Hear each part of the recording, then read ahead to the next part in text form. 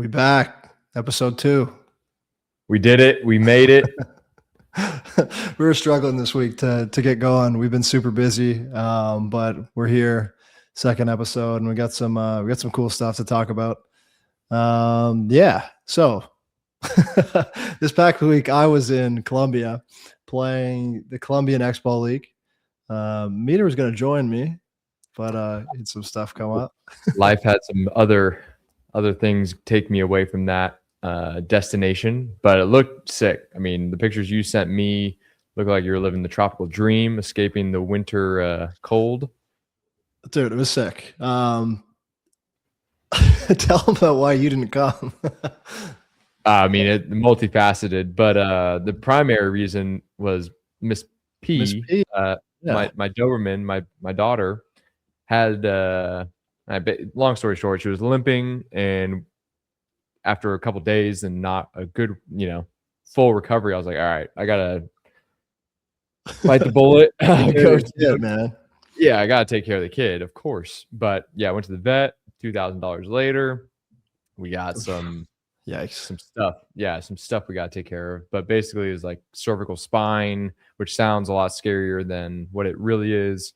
She's just an athlete, and she needs, the proper restorative measures. Yeah. So we got red light therapy, we got shockwave therapy, we got acupuncture, all lined up the next 5 weeks, basically. Perfect. So, that's just what you need. yeah. On top of that, we just had some real estate work obligations, and after seeing you have the time of your life in tropical wonderland, Sorry, I was left with a bit of a depressive episode.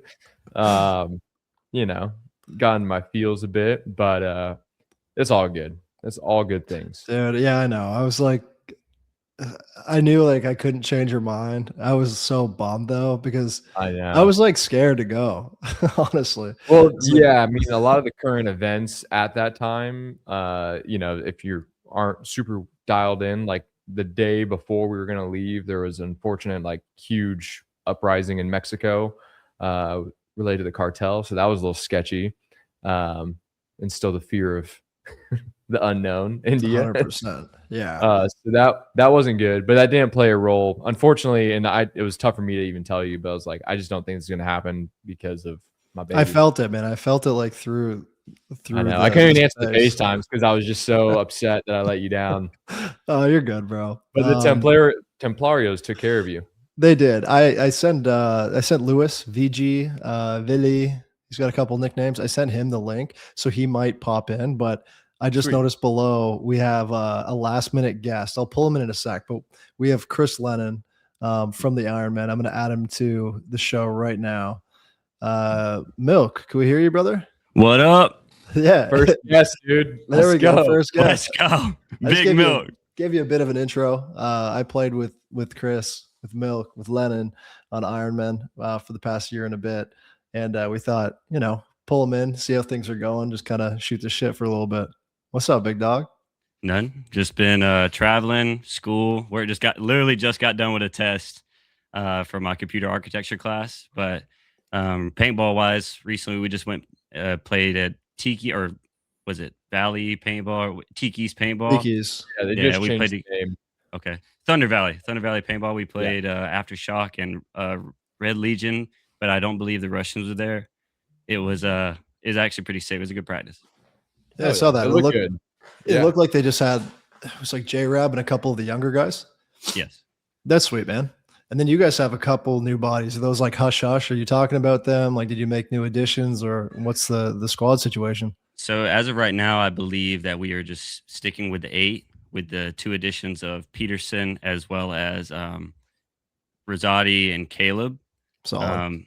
But I believe the other guys that we're trying out, I'm not sure if they're on or not. I haven't seen them in the group chat or anything, and I just haven't gotten any confirmation yet. True. Yeah. Well, you guys got Peterson. He was formerly New York Extreme. Yep.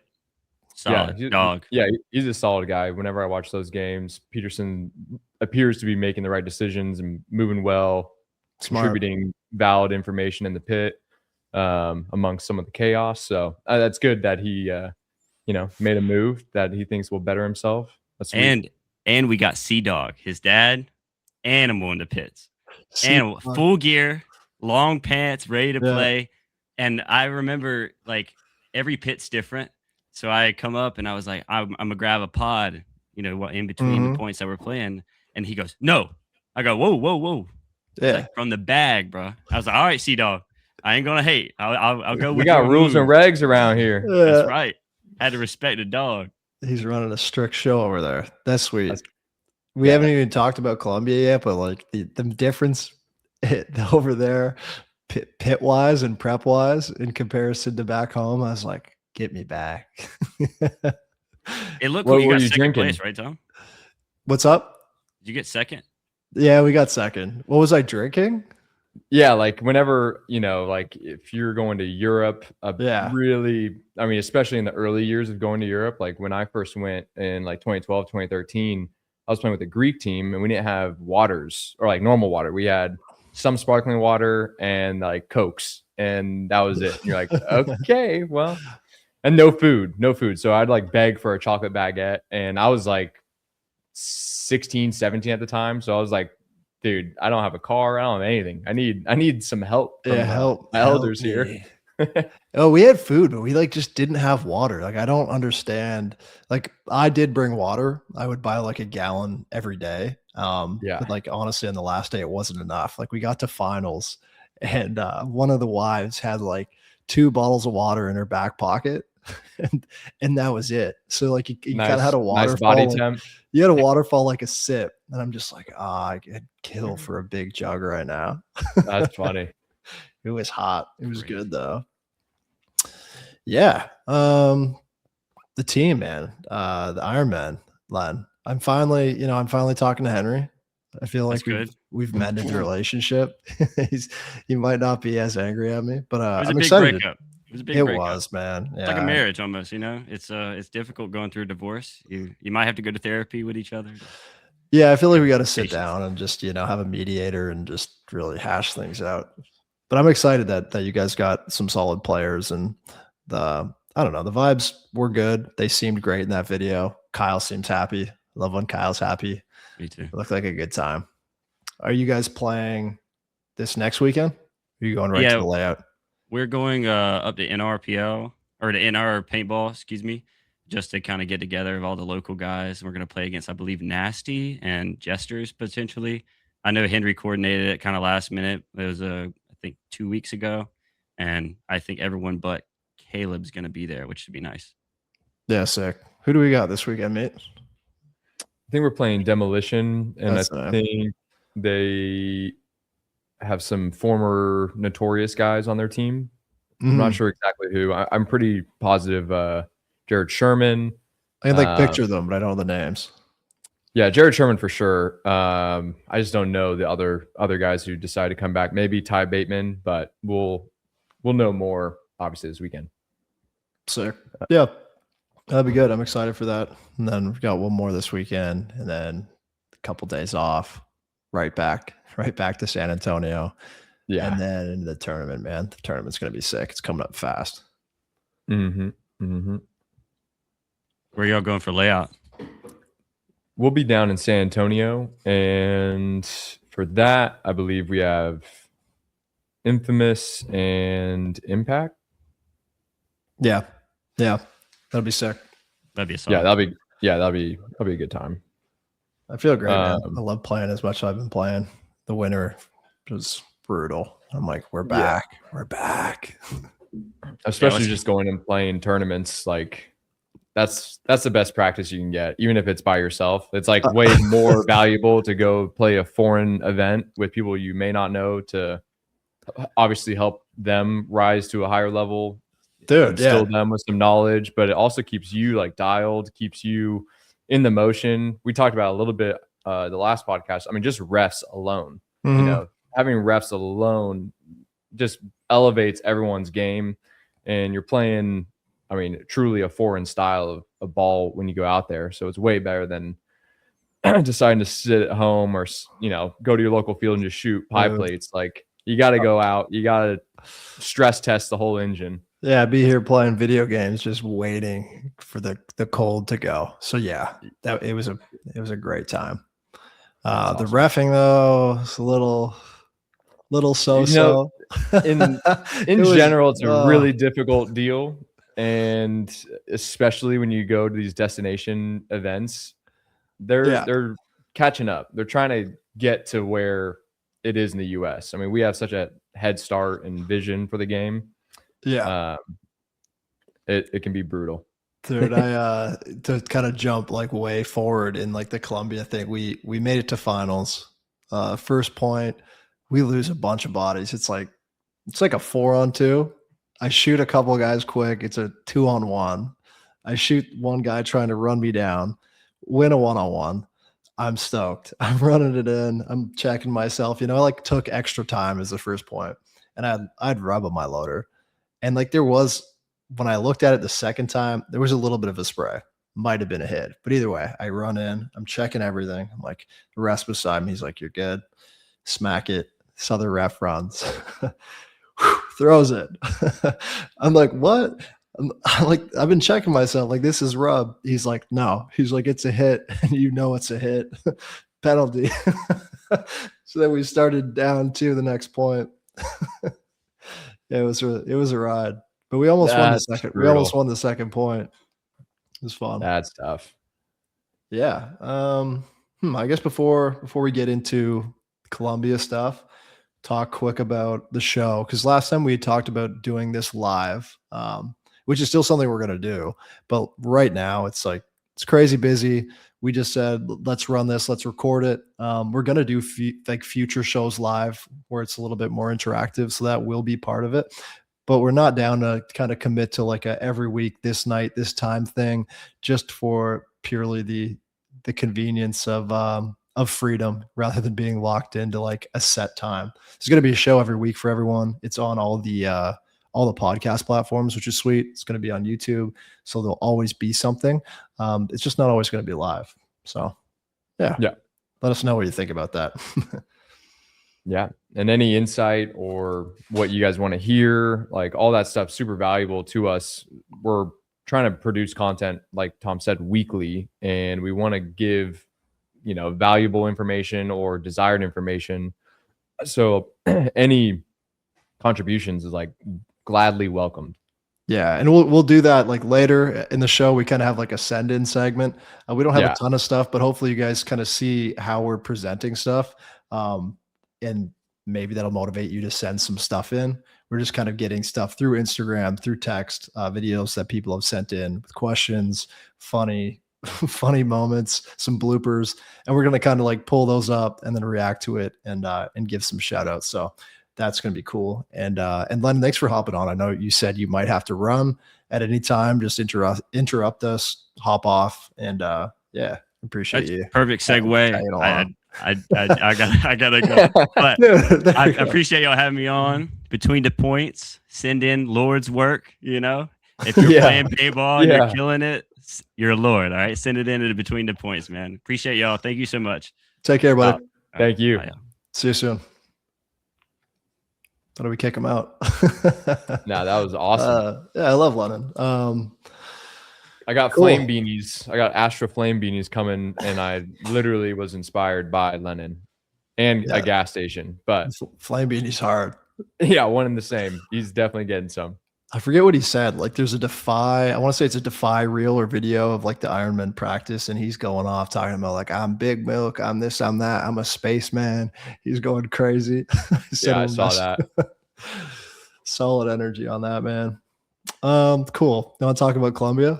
Or do you want to talk about that big bag of goodies that you brought out before you went live? Well, let's get into Colombia a little bit. I want to hear more. They don't know anything. I don't know anything. Let's enlighten us.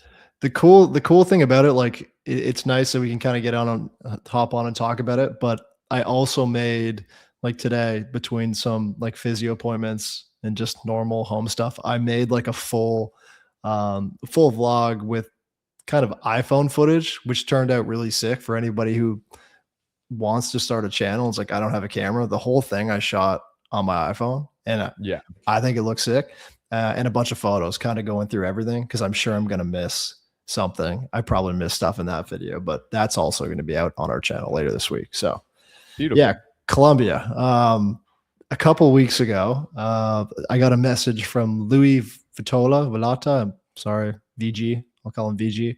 And I didn't know who he was. He was basically like, "Hey, do you want to come to Colombia and play this tournament?" And I'm like, I have the time. I could, but obviously, like, I had my hesitations. I had no idea who this guy was. So I reached out to Danielle Rojas, who's with, she plays WNXL with Aftershock semi-pro. She's with Aftershock now. Yeah. Oh, that's sick. Cool. Shout out Danielle. I hit her up and was like, I know you play these tournaments. You're familiar with it. Like, who is this guy? What's the deal? Like, is this legit? She's like, yeah, I know this guy. He's awesome. I play all the tournaments. So I'm like, okay, cool. Start talking to a few other people. Grayson on X Factor. We were in Discord with him and he's like, yeah, do you know VG? I'm like, yeah, that's the guy who messaged me. He had crazy lore. He got like, VG helped him like propose to his girl down there. Yeah. So like I've real estate. Yeah, I have like 2 people now that vouch for him. Like we had never spoken on the phone. It's all through WhatsApp. So anyway, I'm like, okay, cool. Book the flight. And then I try and wrangle Meter into it. And he was down. He had it booked until that happened. So anyway, again, I don't know where we're staying. I don't have the address. I don't speak any Spanish. And I hop on this flight at like 11:30 on a Tuesday night. So I'm at the airport, like the first weird thing of the tournament. I'm sitting there, I had an airport beer. I'm just like sitting at the gate and my phone starts ringing. I'm like, like who's calling me at 11:30 on a Tuesday night? Like, this can't be good. And it's my old high school buddy, Ben, who's like one of my best men at my wedding. And I'm like, what's going on? He calls me. He's like, hey man, are you at the airport? I'm like, yeah. He's like, what gate? Like, tell him the gate. And he's like, dude, like I'm on the same flight. I'm going to Colombia. Insane. So again, more airport beers with Benny. Turns out he's headed there for 2 weeks to go with like a native tribe leader who also offers like guided hunting, fishing tours. I gotta have him on. He's sending me pictures of like this rusted old steamboat that they took down the Amazon for 3 days, sleeping in hammocks. There were like multiple cattle on this boat. He must have had a time. He's still out there. So yeah, that's the very beginning. Then I hop on this 6-hour flight. I try and pick like a nice seat right behind, like, you know, when you see the seating map, there's like the business class and then the bulkhead. There's no bulkhead. So I'm in a lie, deception. It was a lie, bro. Yeah. I'm in the aisle seat and this guy's like, he's bald as hell and his seat's lean back. And I just see his bald head like right in front of me the whole flight. My knees are like just cranked up and I'm pushing on the seat, trying to get this guy to move. And this is before it even took off. Before it took off, you lean it back. The flight attendant. That's horrible etiquette. Horrible. And the flight attendant was like, put your seat up. He did. Obviously put it right back. Painful. Painful 6 hours in the window seat. Just balled up, but land, get on the next one, meet up with VG right at the airport. And immediately I'm like, oh, this guy's cool. Like his English is great. Just good energy from him, like super friendly guy. And we start our adventure. Yeah, the first thing that happens, so we load up in his car and we pull out of the parking lot right at the airport, and immediately he's like, all right, like be cool. Like there's a ride check or something. I'm like, oh no, like we're gonna have to like grease these guys. What's the deal? Turns out they check all the cars, and they were checking his car for like a medical bag. Like he needed a fire extinguisher, all this stuff. Oh, that's just like typical, or like, you know, if it was a boat, like you have to have 5 life jackets. You have to have but they get you right at the airport because I guess tourists will come in, they'll rent a car, whatever. Yeah, that's how you raise the economy. Yeah. They hit you with a $150 fine for not having a but I'm sweating, defibrillator in the bag. These guys cool. They're gonna like take my money. What's the deal? Dude, it can happen. It's happened to some people in Mexico. Yeah. It's like Greenspan and other people, they've been for sure crossing over. Yeah, but thanks to him, like I was like pretty quickly like confident that I was in good hands, because I was kind of asking him, like, what's the deal here? Like, is it safe? Blah blah blah. And he's just like, don't go there. We're gonna stay far away from that area. Don't do this. Don't do that. And we'll be good. I'm like, sweet. What were some things you could share that you should not do or should not go? Not the area, but like. So where we were in Palmira in Colombia, which is like it's a bigger city for sure, but it's not the main. I think Bogota might be the capital. I'm sorry if that's wrong, but it's between like two valleys of like massive mountain ranges, and the places you don't want to go is up in the mountains because of the climates that are up there. That's where the bad guys are. That's where they're harvesting. Yeah. And one side too, like on the other side of these mountains is the ocean. So they have their facilities in the hills. And they got the view. And they got the view. And they got the view, dude. All right. Well, that's a shame. But you know, like one of the things I looked into when I was going is like you're not allowed, or everyone tells you not to be on your phone, like if you're by the road. Because there's people that will just grab it and snag it and steal it. Like, and then like when I'm in this echo chamber of things not to do in Colombia, it's like, you know, 100 reels of people doing it, and like all the civilians telling them, put your phone down, do not have your phone out. And these guys are just like egging on the interaction. For whatever reason, like, like where I was, we were in like a little smaller, like there was a small little community in town. Yeah, it was probably outside the Airbnb. City. Yeah, I didn't feel like I never felt like I was in danger, but like I had my little like Fuji camera in this like purse that was on me at all times. And I was definitely like careful and cautious with like when I was taking it out and taking pictures. Cause I'm like, yeah, dude, it's just crazy. Some things you don't even think about, like Thailand. That's the same story. Like don't have the phone out near roadways. The thieves on mopeds will get you. It's 100%. Pretty crazy. Yeah, and just like being cautious of like where my passport and things are. I was gonna go grab it like a dum-dum, but I'm not for obvious reasons. But I got my wife to laminate me this piece of paper that has like a copy of my passport, my driver's license, and insurance, which is clutch. Super clutch. Throw it in your bag, throw it somewhere safe, because I don't know what happens if you lose your passport or if it gets stolen internationally. Gotta go to the embassy and nothing good. Have something to show you are who you are. Yeah, so there's a travel tip one. So we roll up to the Airbnb next, which is like super sick. Pool, hot tub, a bunch of hammocks outside, like a nice open concept building, and then they also had this like a soccer pitch out front, which like most of the properties did, which is really cool in this gated community. And we actually played paintball like the night, was it the night I got in? Yeah, I got in at like 9 a.m. That night. We played at night. They had some lights, did some drills. They had enough bunkers, did some 2-on-2s. So that was really cool. And again, like nobody really speaks English. There were a few guys who did. And you know, as I got more comfortable through the trip, we were definitely able to talk a little bit more. I had a lot of like back and forth translator conversations with people. Yeah, those are good. I love which those. Was cool. But man, I downloaded Duolingo while I was on the trip. I should have way before. And I've been like crushing Spanish lessons. So if I go again, I can actually communicate with people, because it's like, it's frustrating. It's like, I want to talk. Dumb. You definitely feel dumb. And just disconnected too. Like everyone's talking, you're sitting there like trying to figure out what's being said. Yeah, you're just watching for expressions, smile and wave. I learned a few words. Gordo means fat. That was a favorite. Yeah. Kind of thinking about what happened next. So before we played paintball and all that, I'm at the house. We unpack all of our stuff, and Lewis is like, "Hey, we're gonna go to a local school and talk to them about paintball." I'm like, I'm kind of like, yeah, you know, I think he's messing.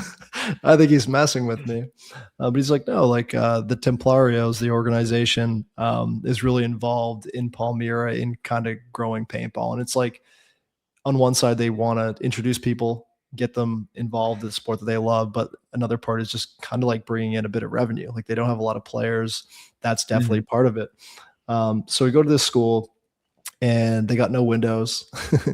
All the kids are in like kind of like military uniforms because it's like a preparation school for military, which is big over there because they have a mandatory service.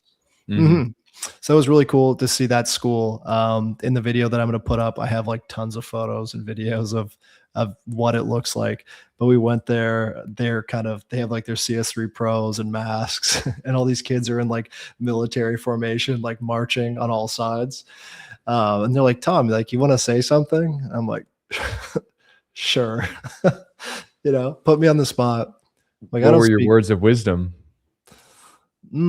Probably, I think it was something along the lines of like, paintball is just an awesome way to meet friends, to stay in shape, to compete, to stay sharp. It's like, I'm from Canada, and for whatever reason, I'm on the other side of the world in Colombia. Speaking to you guys. Speaking out of school.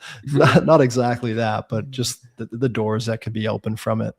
So that was really cool. What do we do after that? What else was interesting? Well, I think it's, you need to say how cool it is that these guys are super involved. I mean, obviously there's a revenue side of things, but the bigger thing is that they're trying to bring 100%. In new people. And I mean, I just imagine if you could 10x, 30x, 100x that type of relationship between someone taking the ram by the horns and saying, hey, I want to get involved and I want to figure out a way to do it with a school system or a select sports team, whatever, whichever way you can bridge the gap. An introduction is like crazy. And that's the type of work that's much more valuable than a hashtag or grow paintball, grow the sport, So, I mean, major kudos to the Templarios for that. And then major kudos to you for sharing that story. It's huge to let those type of stories be known. Yeah, it was sweet. And like, just like what you're saying too. And also like a big take home for like us in Canada and the US. It's like, what am I doing? Like, what are you guys doing to actually grow the sport? Yeah, it's super cool. And it's definitely got me thinking about what I can do back home to get people involved. And there's the whole thing of, the community, like figuring out a way to, I mean, everyone, or it used to be very popular to try and serve your community in some shape, way, or form. It's definitely not the meta in today's world. But the beauty is you have an opportunity to share a passion of yours with your community or indirect community, however you want to phrase it. And that's you're winning on both ends when you do that. Yeah, so maybe we'll have to do some school outreach here in Canada or something like that, because I'm like, man. You're out of school right now. You're at the school. That is true. Yeah, so keep driving around. Lots of driving. The roads there are crazy. Everyone drives motorcycles. You kind of like, everyone's on motorcycles. There'll be like women with their babies in front of them, no helmets on, just like lawless. Tons of people packed in the back of pickup trucks commuting around. Where they get down though. No, it's sick. But it was confusing because there was a lot of like one-way roads where it would seem like if you're turning left, you're kind of coming into like the oncoming traffic's right turn lane. Like even VGs from there was like, this is crazy. Or like you'd pull up to a stop sign and this moped would come flying. Dude, no, the art of roadways and all that stuff, dude, you obviously, but like traveling through the world, you're amazed at how anything functions. Like that was insane. A lot of Europe's crazy. Portugal was nuts. Ireland, I did Ireland. That was insane. Ireland's also really like that. Yeah, super narrow. No, that's cool. Yeah, so we did that. We took off. We went to this like really cool. It's called like Christ to Cristo. It's a massive Jesus Christ statue over the town of Cali, like similar to the one in, I think it's Brazil. So we did like kind of like a road trip out there just north of Cali. Went up there. We are taking pictures of the three of us like by the statue, and this guy beside us speaks English. He's like, hey, like, can you take our photo?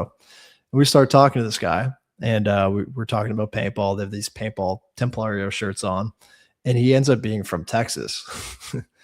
And he's telling me how he plays, and I'm like, oh, do you ever play at like Paintball Fit or like X Factor? And he's like, yeah. Like, how do you know about that? So we're chatting. It was crazy that to run into that guy out there at such like a random remote spot. And do we know his name? Paintball. We don't. He was talking to VG a little bit more. VG might have his contact information. It was cool. He's just like, I go out there with my friends every once in a while. Definitely like more recreational, but yeah, was sweet. Hell yeah. Yeah, we did that. We went to another high school. We did 2, man. And this one was like 6. So the other one was definitely like a little bit less funded than the second one. They had like almost a club showcase event going on. So people were fencing in the gym. We had a boxing match. Fencing's tight. The fencing was tight. They did like they had like 2 actual fighters from like a high school team or a Palmira team who went at it like super hard for a bit, which was cool. And then they like opened it up to the rest of the kids, and they're like, throw the gloves on. So were they boxing? Yeah. Oh. And there's no chin protection on these. And one kid got his helmet like knocked off. They were just throwing bombs. The teacher would have to separate it, but that was funny. And then same thing, man. Just got to show the kids the markers and do all that. That's sweet. Yeah. Where does that take us next? Well, then, all right. So you did all that. You played the tournament. You guys got second. And let's see. You eat anywhere cool? You have anything new and exciting in that regard? Dude, he'd probably be pissed because I ate chicken Alfredo 3 times in a row for dinner. Bro, we gotta eat the local food. I did chicken Alfredo. I did, but for dinner, I was just like, give me the chicken Alfredo. I had it one time. Fair. So that's good. Fair. Yeah, they gave me a bunch of really interesting breads and like bakery items. Like there's this like cheese filled bread. Yeah, that's huge down there. That was really good. I had a bunch of fruits that I can't pronounce. There was one. You have any plantains? I did have plantains. I love plantains. I had like this it was like a plantain potato mix base, which sounds really weird, but it was that sounds fire. Super good. All the smoothies were like amazing. Went to this little place and they're like, there's a secret recipe. These are kind of like fruit-based smoothies, but like no one knows what's in it. A lot of dog, a lot of cat. I was like, all right. Okay.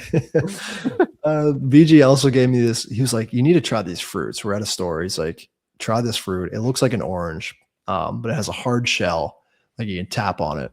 And there's like a shaky pouch in it. He's like, you got to try these. Like Oliver loved these when he came down. Like, get a bunch. I'm like, I'll have one. I'll try one. So I'm in my room. I crack this thing open. Like, it's the strangest fruit ever. It looks like you break it open like an egg shell almost, and then inside is it looks like an egg sack. It gets like this jiggly sack filled with seeds, and it was kind of purple. I'm like, this is nasty. Do you remember what it was called? I think it was a Grenadia. I don't know if that's how you pronounce it. Yeah. So I'm trying to eat this thing. And I'm like, this is just terrible. Like, I don't like this fruit, but I didn't want to tell him. And then like 2 days later, he's like, Tom, like, did you have the fruit? I'm like, yeah. And he's like, it was bad. I'm looking up pictures. It's supposed to be like white and like clear inside. Not what I had. So that was one experience. Well, you tried it. You got in there. Yeah, I got in there. But yeah, they took me out breakfast, lunch, and dinner, showed me an amazing time. Did a bunch of sightseeing. Got to do some community outreach, which was cool. You covered all bases. Yeah, he's a pet bird still. He's like sending me videos of him feeding this bird we found at the second school. And then we got right into the tournament. We could talk about that a bit too. Yeah. Maybe pop one of these when we get sponsored by Vela. Yeah, dude. I was listening to, we'll talk a little bit about our ambitions, but I was listening to another podcast and they had what is it? And I'm not promoting it at all. Don't do them. Don't do nicotine. No. But the Lucy ones Silos gave us some where you like chew into it and it's like a flavorful experience. Yeah. I think we can get an opportunity about getting them on the show. In that regard, we would promote, but I don't recommend at all. No. At all. They're terrible. Anyway. Anywho. Yeah. The tournament. So the Templarios guys, again, are like crazy involved in all the setup. Like a lot of my teammates, we had a D5 team, and then our open team, they were there all week, like setting up like the poles and the mesh. It's a temporary field, so they put a ton of work, and it's at this like Olympic sports facility, which is really cool. So they have like a full-size soccer field, gigantic stadium, Olympic-sized swimming pools, and then I don't even know what this sport is called, but apparently it's huge in Colombia. It's basically like speed skating on concrete on like it looks like it's like a banked circular track, but they do it with rollerblades, so they can do it all year round. So that was cool. They had that tournament, like a kids rollerblading tournament going on right beside the paintball field. And yeah, I'm trying to think of like it's definitely different over there. It made me grateful for the setups that we do have, like even at our practice fields, like when we go out to X Factor, Paintball Fit, like the Hurricanes field, any field that we go to are just like super luxurious, and just made me appreciate small things, just how things are ran over here. But overall, like it was a great experience. Very comparable. A big thing I noticed there though was their culture of overshooting. Yes. Dude, those guys they're crazy. The paint there too takes like a very long journey. It's super expensive for it to get to Colombia for one. So they're not buying like 5-star. They're buying lower grade paint, and then it's being shipped over on sea crates, and it's sitting in the hot sea crate over the ocean. Yeah. Yeah. So the paint was hard. The paint was fine, but it was like, I wish I could show my back. My back is scarred up. It's like I took a beating at this tournament. Everyone wants to shoot the pro, especially when he's 6'4". Yeah, VG was like, "Hey man, like our first game, we're playing the Wild Dogs, and like just a heads up, like they're known for being notorious overshooters, but they're gonna overshoot you a lot." And they did. For the heads up. They did 1 point. They did, and they also almost got away with a dead man's walk on us. Sneaky. Oh, I hate the dead man's walk. I think I saw a clip. The dead man's walk is like it was them. The most infuriating move of all time. Dude, 3-on-5. We start 3-on-5. I shoot one, they get a penalty. 3-on-3. We're good, right? Back in it. Shoot another one. Table. Shoot another one. I shoot this guy going out of the judo corner. So I thought he ends up just getting out of the corner and walking down the field. I bunker the last guy. He's full spins. Like, I come around, put 2 on him. I continue forward. He's ripping me in the back. I'm like, what is this? So he gets a penalty. He pulls the guy, but the other guy was at our buzzer, like about to hit it. So I'm like, you dirty buggers. Nonchalant, dead man walking. Yeah. So like the skill level there is good though. Like you'd probably remember the Wild Dogs coming out to play at World Cup. Like they're a good team. they're solid. Yeah. And then there was another team. It was like, I don't know if it was Hawaiian Heat. It might have been like Caribbean All-Stars or something like that. Also have come down to the States, and they compete divisionally. So we played them, Wild Dogs. Another team that like I can't pronounce. It was like, I thought I wrote it down. Okay, check this. It's Wadagata Pittsburgh. Yeah. That's one word. Yeah, so we won all those games. Point. Yeah, we beat all those teams pretty strong. And we lost to Medellin Criminals, I think 4-2 in prelims. And that was our hardest game. We played Danielle Rojas, Michael Rojas, Jet, this really cool guy named Dakota, who's from Canada, who moved down there. And then they had like a solid guy on the Dorito side from that area, but they were solid. And like my team, a lot of the guys, other than Lewis, who's played, I think he played in the DMG camp, which is really cool. Like he used to be pretty involved in the US, and he helped coach Impact for a little bit. He was working at Daysfield. So it's me and him and a bunch of guys who had played D5 the previous season. So they were definitely like a little bit out of their comfort zone, but they played sweet, and we ended up taking second. So yeah, huge. Shout out to the criminals. They played a good game. Penalty in starting 3-on-5 sucks. That's on me. Oh, dude. They got me good in Europe last season with that. The criminals or the penalty? No. Just that type of penalty. Yeah. I was playing with Ala Warsaw, and Rainey was coaching, and we're in overtime with Gladiatori, Slava's team. And it's overtime, and we're kind of in a position where it's going long, and it doesn't look like we're going to win. Like they have like maybe a 2-body advantage. Then it becomes a 3-body advantage, and it's just me and another player on the Dorito side.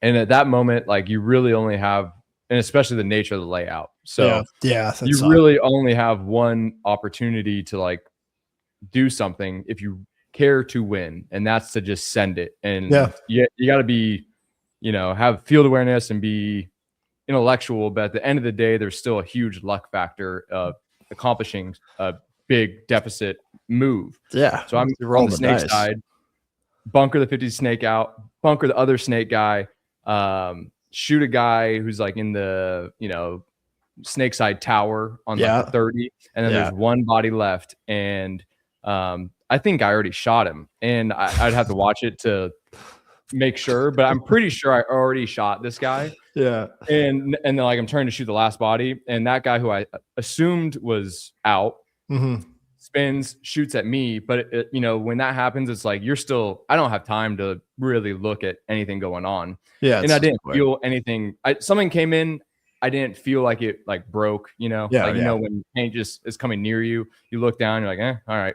I don't have that luxury. So we have time. And so I'm just going to run it in.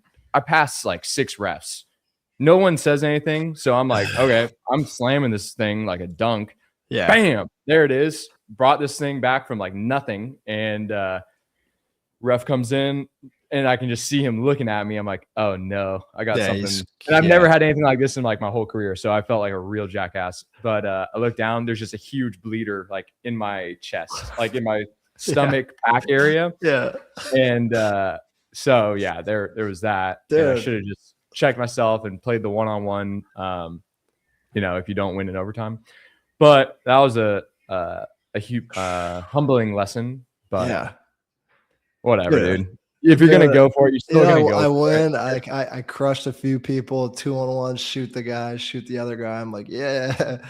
And the worst part, like I'm like pretty sure I was actually hit, which sucks because I looked at it. And the story has changed. The story has changed as time has gone on. It has but changed. That's the thing. That's the thing about being a little bit more honest here. So the first time I looked at it, it's all rub, right? I'm like checking it with the rough, hit it. Further inspection. Comes back, pulls it up again. I'm looking at it. There's a bit of spray. There's a little. It's like rub. It's a rub hit combo, dude. Rub hit combo, serious. I don't know I don't know where it came from. I think maybe it's hard to get anyone to defend you in a court of law when it's a rub spray situation. Yeah, but I thought he was my dog at the box, like I'm no. No, I don't think he knew it was the other guy came, and he's like, you knew it was a hit. I was like, I didn't. They do be enforcing the rules stronger. I tried to carry. I couldn't carry. I'm sorry. But yeah, so that was the tournament. The D5 team also won, which is really sick. That's awesome. There was a lot of them haven't been playing long at all, like a year. So they crushed it. They did well. No, it's exciting. I mean, being around anybody winning, and especially if you're affiliated, dude, that's huge. Especially first and second for the Templarios guys. They're stoked on that. And Lewis also in the video, see his whole calf is taped. Like day one, he was playing 2 leagues. So I played for like 6 games. He played another 6 with like a bum leg. So we were hurting, man. So I was like, we need you, brother. Oh, but yeah. By the time machine. Yeah. So that was a tournament. It was sweet. I feel like now is kind of a good time to transition into like our little send-in segment. Yeah. Do you want to talk about that? And I'll get him going in a sec. Yeah. So we're very open, and where did they go? We're working on, like we talked about in the first episode, kind of showcasing people's style, showcasing funny moments, and just having a more of a conversation with the community that is humorous and entertaining. And it can really be anything. It can be you intentionally looking goofy. It can be you intentionally looking sick. It can be sweet moves. It can be horrible moves. It could be embarrassing moments that maybe you didn't do, but your teammate did. So you can kind of put people on blast a bit. And it's always in, good-hearted humor. No real bullying going on here. It's just, we all do stupid stuff. Let's laugh about it. And yeah, so we're open for all the submissions. We did have a decent amount of submissions. We had probably 8 to 10 come in, and we are only going to showcase the few that we can make work in this setting. We still have some things we got to work on the back end, but I mean, that's working on it, guys. Yeah, we're working on a lot, but the Lord's Only segment is brought to you by your company here. Oh, we're still working on it. All right. We'll keep going. Yeah. Cool. We got a couple send-ins. Let's start off with something funny. This one is sent in by Tim Stetzel. So he used to play Young Goat. Good friend of ours. Well, let's run that right here. Let's see if this works. Hey, Tom. Hey, Meter.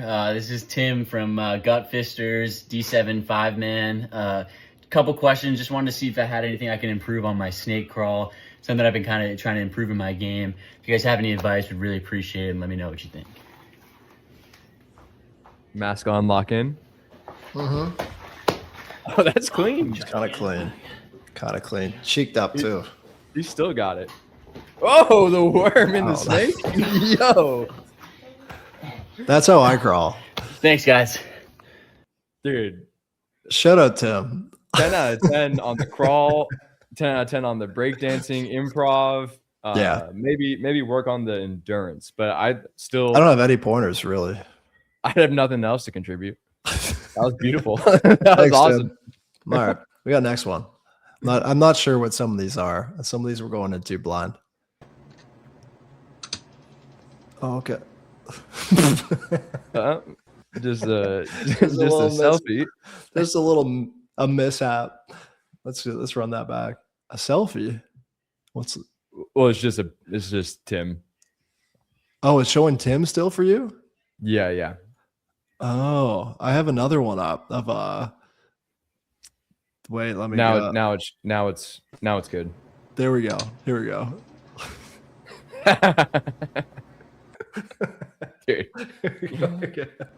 Dude, I feel like that's happened to me before.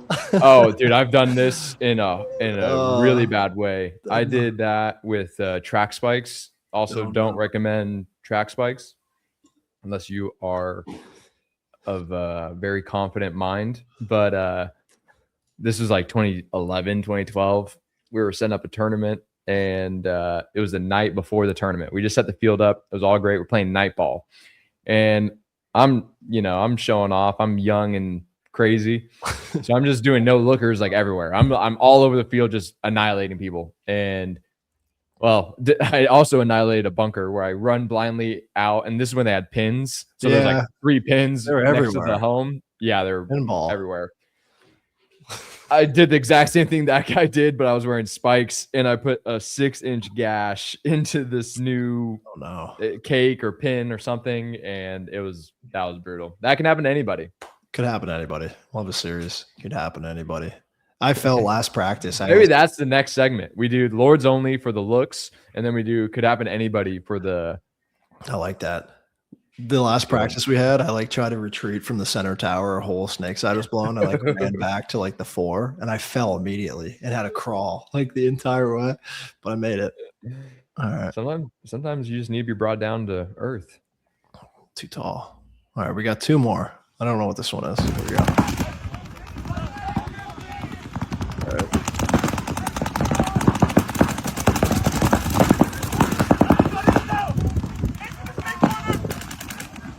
Okay, inside move. Ooh. Oh, torches him. That was clean. That was clean. Turn that down a bit. That's a good move. I like it. I like the height. He gets it. He gets up there. Oh, spotted you. No, you're done. Making it rain. I think he's clean. I think he's clean on this move too. A little switch goes to their pin. And then the snake guy gets shot on the tape too. That's brutal. You could hear it too. He probably took like 4 or 5. You get up and you go to the net and you take a seat for a little bit after that one. Yeah, you can't see it, but he got cooked. This is a send in. This is kind of what we're looking for too. I like the other stuff. Everything that sent in is perfect. But in terms of like, if you have anything specific, paintball question related, send in a video like this. I get a lot of DMs being like, can you help me break down this layout? Can you help me do this? Can you help me do that? And it takes a lot of time, and a lot of times I will do it. But the way that I think it works out for both of us, if you're willing to send in a video, we'll take a little bit extra time and do it on the show. It just gives us something cool to show people to react to. So for sure. Big shout out to this guy for sending in this video. Hey, my name is Jordan Braun, play for BC Mutiny. Home field's Dog Pound Paintball, located Vancouver Island, if you guys are ever curious. One of the questions I have for Demetri and Tom is, how are you guys breaking down the fields? I'm sure at a pro level, I've been doing it for so long that you guys have probably picked up some tips, tricks, you know, along the way. And I'm just curious on the insight of the thought process from the moment you guys step on that field, and the understanding and what you guys need to do to win the points or to control the field, or, you know, how are you figuring that out? And obviously I understand that, you know, you kind of learn that as the event goes on, you know, and you have coaches and scouters for that. But aside from that, from the moment you guys step on that field, what's going through your brain, you know? And I'm curious to know, because I know, like, you know, there's been many fields where, you know, I'm sure we've all walked on and been like, oh, this is going to play super fast, and ends up playing super slow. So I totally understand that. So I'm just curious, how are you guys getting that understanding before being able to actually see it, right? What are some of the things you're looking for? Key bounce shots or lanes or what have you, right? Yeah, thanks for having me on the show, guys. Shout out to the boy, man. Shout out to the boy. Thanks for sending that in. Do you want to start on that? Do you want me to get into it? Yeah, I can rip on it. Riff on it? I can rip on that guy. So the first thing, you know, as you play paintball, you're going to pick up on things that you're, you know, where you're going to play on the field, where you excel, and find patterns in the fields over time on what you want to do, how you're going to get down the field, or how you're going to support your guy. But on an elementary level, you got to recognize what's the strong side, what's the weak side. It can be hard to understand that on paper when you're looking at a layout.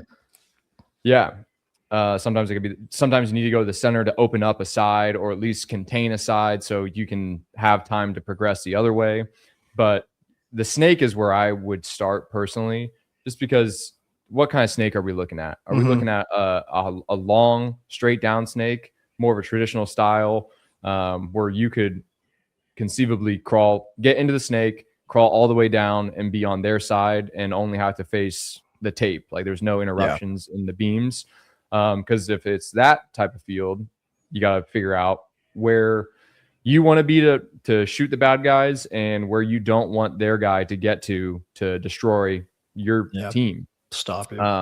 And that's where I would start. But then you go to the middle, you try and reverse engineer that. So if I'm off the break shooting, where do I need to be to efficiently shoot the snake, to make sure, if it is a strong snake, to not let them get in immediately, or be able to shoot them on the break. And then, like I said, find a place where I can try to keep them out. Not every field provides like all of those things. So you kind of have to figure out what is the right, is it an option? If it's not an option, where else do we need to go? Sometimes it's on the Dorito side, maybe like a Dorito 1 looking inside just to stop for a second. But ideally, when you're first looking at a layout, you want to figure out how to get down the field, and then also prevent the things that, as you learn what you want to achieve, how to stop that from happening to you. Another thing is, as an individual, figuring out what's best for you. We already touched on if you're a snake player, but if you're a Dorito player, you know, sometimes it's hard to get out on the Dorito side.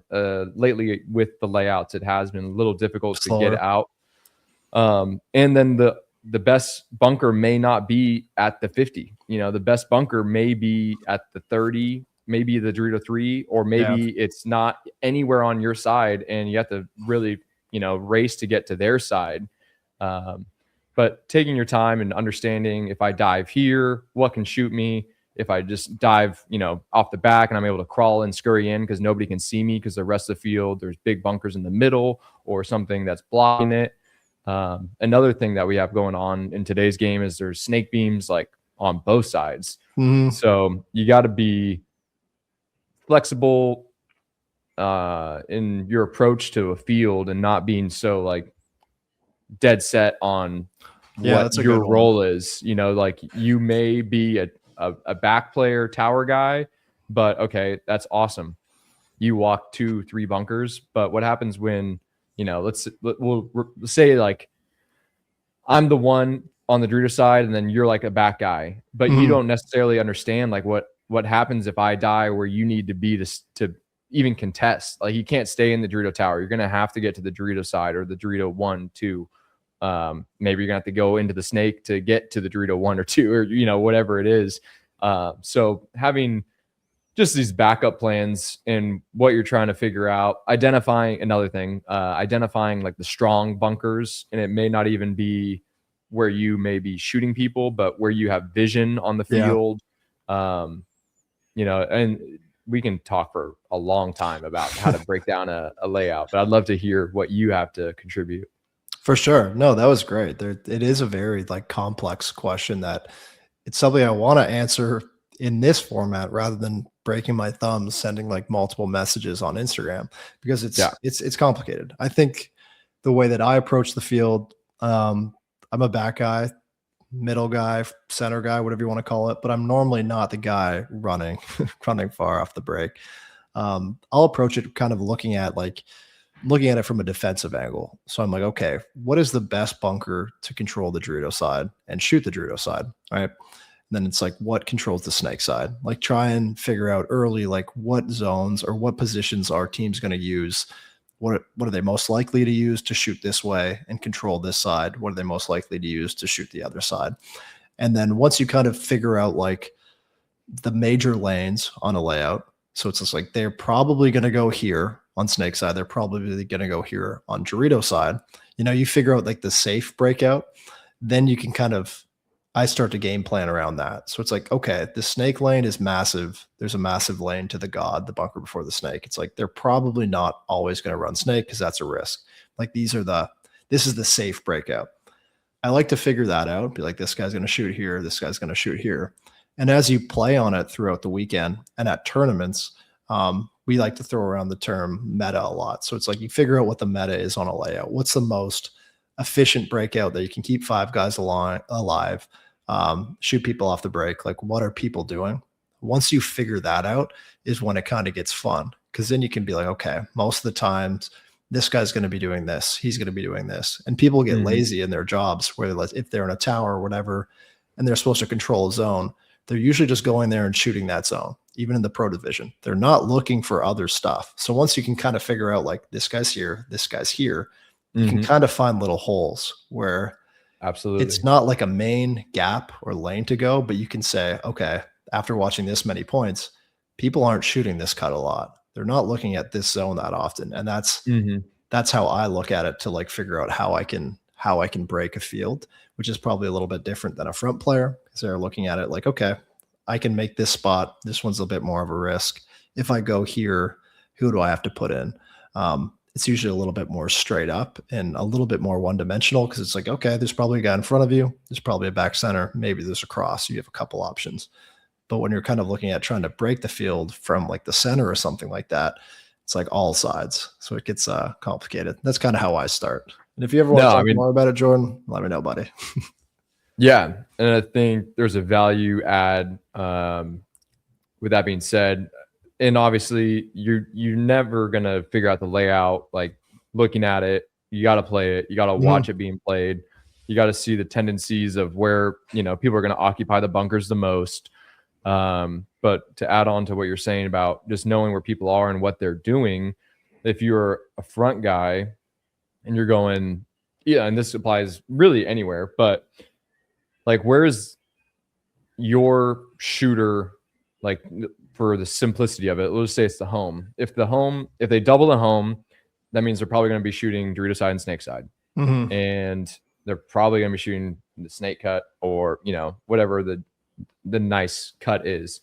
So when they single stack it, try to have a teammate on the box help you identify where the back center is shooting. So if I'm a snake guy and you tell me, hey, home is shooting Dorito way, or, you know, you have a call for it, you call whatever that is. And so now I have, like, immediately on the box, I have more information that is kind of detrimental to the decision I'm about to make. If I'm going to go snake on the break or not, you know, if he's not shooting my way, I might take that risk because, all right, he has the best shot on me. But now if he's shooting Dorito way, then I'm gonna take my opportunity because I have, you know, 20% better odds of going now than when he is shooting my way. And this applies pretty much any scenario. Just understanding who's the guy that can hurt you the most. Yeah.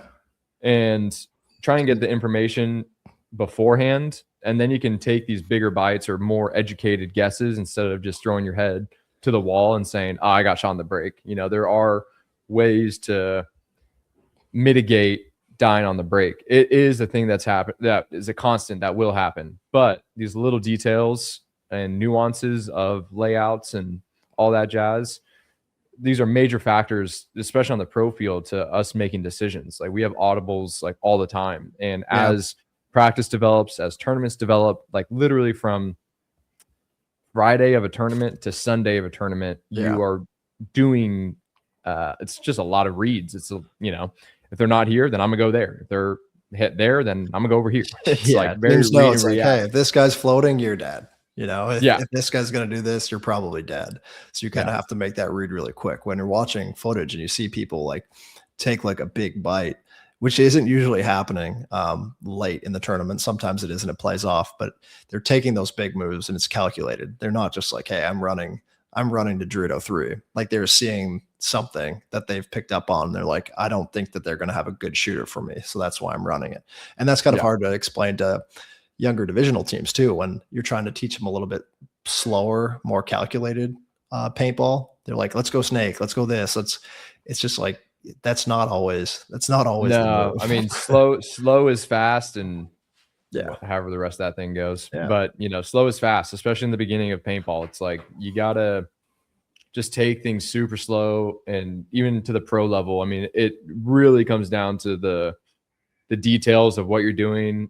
You got to have sound fundamentals. So if you're starting or just, you know, a novice to it, you gotta take your time and be, you know, gentle with the process. Cause it's not like you